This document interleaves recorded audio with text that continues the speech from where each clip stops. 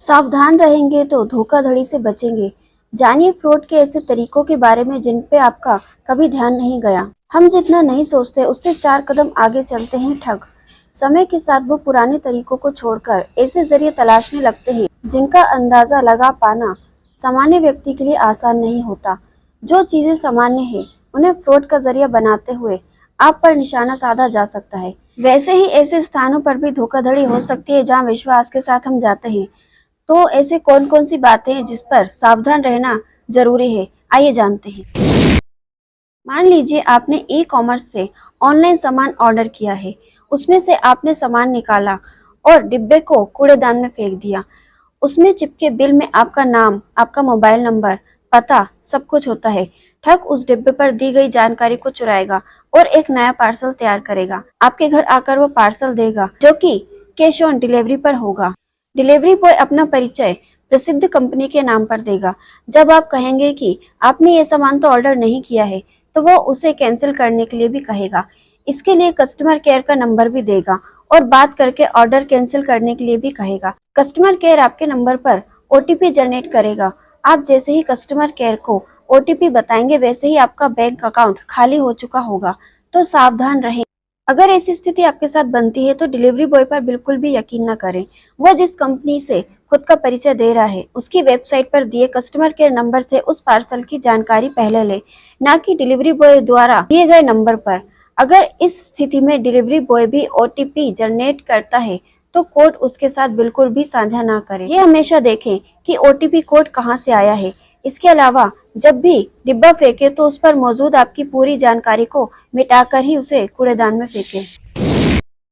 और दोस्तों, दुकानदार बिल पर सामान और उसकी कीमत डालने से पहले उसका नाम, पता और मोबाइल नंबर डालता है जब आप किसी दुकान से कुछ सामान लेते हैं। बस इसी जानकारी का फायदा ठग भी उठा सकते हैं। इसे उदाहरण से समझते हैं। जैसे मिश्रा जी कपड़ों की एक बड़ी दुकान पर गए, वहां शॉपिंग भी की और बिल साथ में रख लिया। उनसे वो बिल कहीं गिर गया, छूट गया या वैसे ही फालतू समझकर कहीं फेंक दिया। ठग हमेशा ऐसे मौकों पर नजर गड़ाकर बैठे रहते हैं। तो फिर वो बिल चोरी होने के बाद उस पर लिखे मोबाइल नंबर पर मिश्रा जी को कुछ दिन बाद कॉल आया और कहा कि आपने इस दुकान से शॉपिंग की है जिसमें आपको गिफ्ट मिला है। आपको ये गिफ्ट लेने आना है, लेकिन आप आएंगे या नहीं पहले उसकी पुष्टि करनी होगी। मिश्रा जी के हामी भरने पर उसने मिश्रा जी को एक मैसेज भेजा और एक लिंक पर क्लिक करने के लिए कहा और कहा कि इस पर क्लिक करके पूरी जानकारी भर दे। मिश्रा जी ने जैसे ही लिंक पर क्लिक किया, उनके बैंक खाते से सारे पैसे गायब हो गए। तो सावधान रहें। किसी भी तरह के बिल जिसमें आपके नाम के साथ साथ फोन नंबर या पता लिखा है उसे संभाल कर रखें। अगर कोई भी इंसान गिफ्ट खोलने के लालच देता है तो सीधे दुकानदार को फोन लगाएं और उसे सारी बात बताएं। कई बार दुकानों या सुपरमार्केट में इस तरह के ठग घूमते रहते हैं। जब आप अपना नंबर बिल पर लिखवाते हैं तो ठग इसकी जानकारी को चुराकर इसका पूरी तरीके से यूज करते हैं। इसलिए जितना भी हो सके धीमी आवाज में ही अपनी पूरी जानकारी दुकानदार को बताएं। और दोस्तों, आगे जब आप किसी सुपरमार्केट में सामान खरीदने जाते हैं तो बिल बनवाते समय कई बार किसी निश्चित कीमत का कोई सामान जैसे मसालों के पैकेट मुफ्त में ऑफर किए जाते हैं। आपसे कहा जा सकता है कि आपका बिल 1000 से ऊपर बन रहा है, इसलिए आप ये सामान मुफ्त में ले जा सकते हैं। इस मुफ्त पैकेट की कीमत 20-50 रुपए हो सकती है। जब आप बिल देखेंगे तो इनमें फ्री सामान की कीमत 0 होगी, लेकिन जब आप बिल में मौजूद सारी चीजों की कीमत जोड़ेंगे तो कुल कीमत थोड़ी ज्यादा होगी।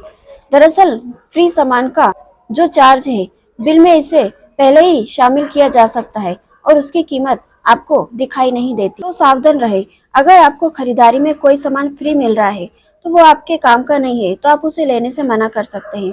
अगर आप लेते भी हैं तो वहीं खड़े होकर बिल को पूरी तरीके से जांचें और सारी कीमत जोड़ें। दोस्तों, आगे बात करते हैं शॉपिंग कार्ट की। मॉल में खरीदारी करने के बाद दुकानदार आपको शॉपिंग कार्ट खरीदने की सलाह देते हैं। इसे कोई भी निश्चित राशि देकर बनवाया जाता है ताकि अगली हर खरीदारी पर आपको छूट मिल सके। मिसाल के तौर पर आपने कपड़े खरीदे, खरीदारी की कुल राशि 2000 से ऊपर है और कार्ट का मूल्य 5000 है, जिसे लेने पर किसी एक कपड़े का मूल्य 0 हो जाएगा। ऐसे लोग कार्ट की कीमत और वैधता को महीनों और कीमतों में किसी भी तरह से उलझाकर खरीदार को बताते हैं। उनका हिसाब किताब थोड़ा उलझा हुआ होता है। आपको सोचने का समय भी नहीं देंगे कि आप टाइम लेकर उस हिसाब को अच्छी तरीके से समझ सके। तो सावधान रहें। अगर आपको ऑफर अच्छा लग रहा है तो वक्त लें, थोड़ा टाइम लें, उसका पूरा फायदा नुकसान देखें। उन्हें ये सारी बातें आराम से समझाने के लिए कहें, क्योंकि ये हमारा ग्राहक का अधिकार है।